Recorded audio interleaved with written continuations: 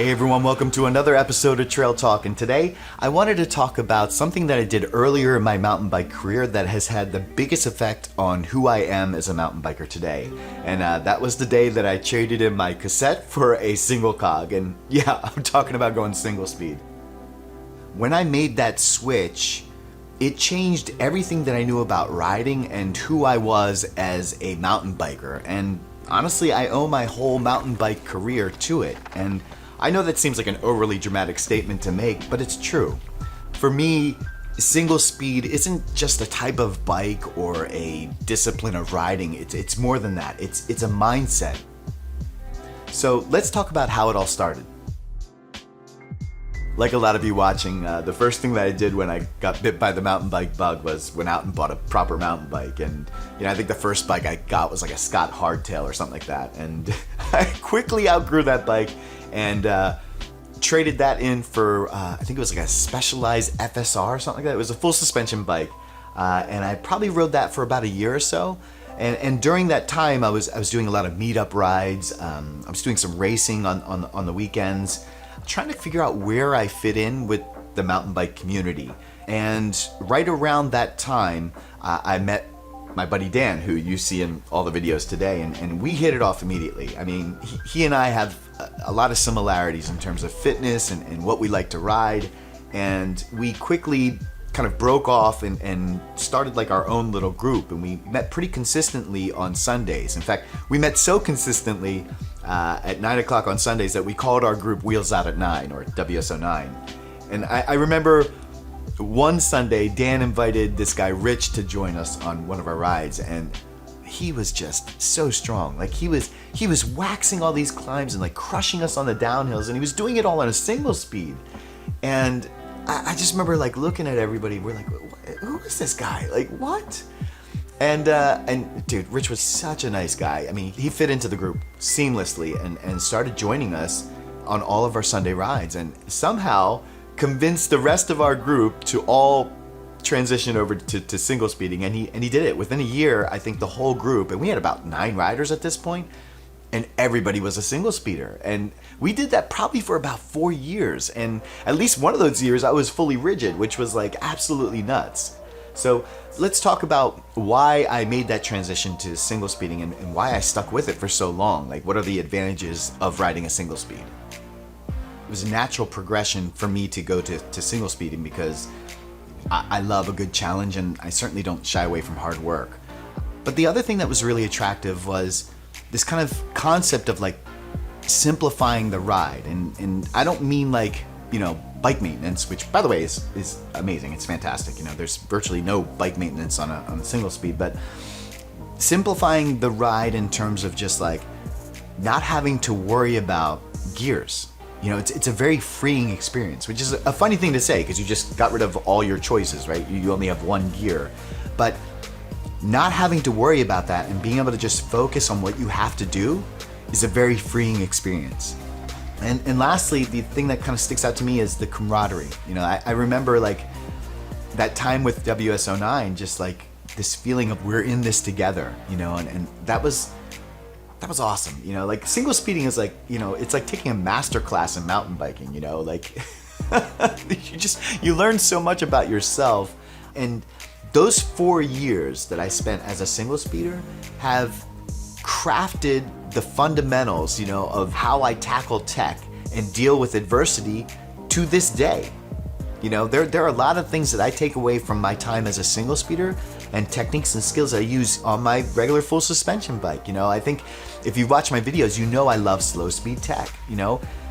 How I tackle those technical challenges is, I push a really hard gear. And there are a lot of advantages to that. Pushing a hard gear, first of all, means a much slower cadence, but it also means you have to stand up on those pedals.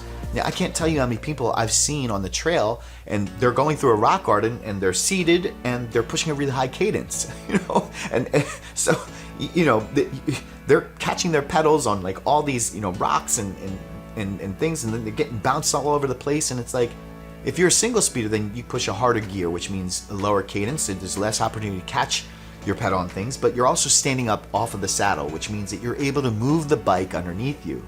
And moving the bike underneath you also means that you have to learn really good body position. Well, that means using your arms and your legs as part of your suspension. You know, if you are completely straight, then it's a very jarring experience. Not to mention, it's really an unsafe way to ride because, if you do end up hitting a jump or a drop or whatever, and your arms are fully extended, there's no way to save you, right? You're gonna be OTB or whatever. So you quickly learn how to be in the right position on a single speed. It just happens naturally. As mountain bikers, we say things like, get your head up or get low. These are all things that we kind of say all the time. Well, as a single speeder, those are words to live by. If you don't have your head up, you're not going to be prepared for what's coming up. Is it a climb? Is it a really hard feature? You're looking down, you're done. Like, there's no suspension to kind of get you out of that situation. There's no gears to get you out of a lapse of judgment that you might have had. You have to be dialed in and focused the whole entire time. And I just love that about single speeding. Real quick, I just wanted to give a quick shout out and thank you to Josh from Slanted Ground for sending over this shirt, as well as some other swag. This guy's doing some awesome stuff in the mountain bike community, so definitely support him if you can. I'll leave a link to his business in the description below. With so many positives to single speeding, why would I transition back to gears? I think it's pretty obvious. Single speeding is brutal. It is harsh on your body. Pushing a low cadence and not having, full suspension, it does a number on your joints. It's a very harsh experience. And so, that also puts a limit on where you can ride and how long you can ride for, and of course, a lot of that has to do with, where you live, the type of terrain that you ride on, type of bike you have, your fitness level, your skill level, all those things play a part. I live in an area that's pretty rocky, and the climbs that I have here are very punchy. So, for me, a good single speed ride is probably about like 10, 12, 15 miles at max. So it's a much smaller ride than, a full suspension geared ride.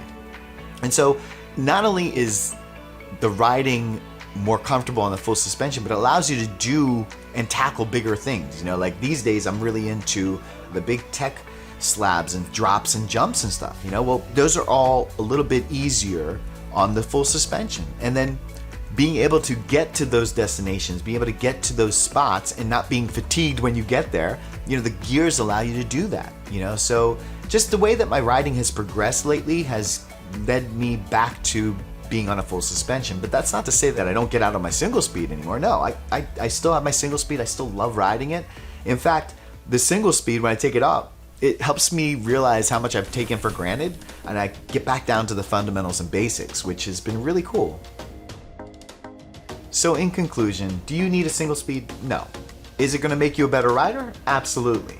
But listen, I understand single speeding isn't for everyone, but if you are interested in trying out a single speed, the good news is if you have a hardtail, you probably can do it. I mean, you don't necessarily need sliding drops to do a single speed. You can do things like an eccentric bottom bracket or a chain tensioner to kind of achieve the same goal. And honestly, I can't think of a better investment that you can make than single speed. It's going to simplify your ride and allow you to focus on your technique, but also work on your body position and control. It's going to help you with things like getting your head up to pick better lines, but you're also going to learn a lot about yourself. It's going to push your limits and get you out of your comfort zone, but it's also going to force you to commit. And if you're someone that's pressed for time, I can't think of a better workout than, a short single speed ride. It is a full body workout, not just physically, but also mentally. We didn't talk about what kind of single speed I have, but if that's something that you'd like me to cover, maybe I could do a trail talk on the bikes that are in my quiver. Other than that, that's it for this video. If you have any feedback or questions, leave them in the comments below. And if you enjoyed this video, hit that like button. And if you want to see more content like this, feel free to subscribe or join me on Patreon for some extra perks. Thanks for watching.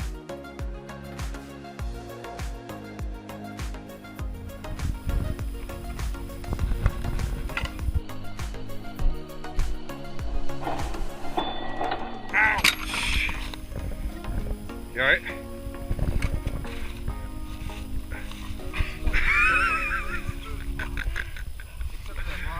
Tom, help him while I record this, please.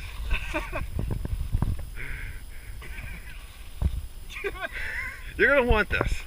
Dude, you can't endo from 3 feet up onto rock and not hurt yourself.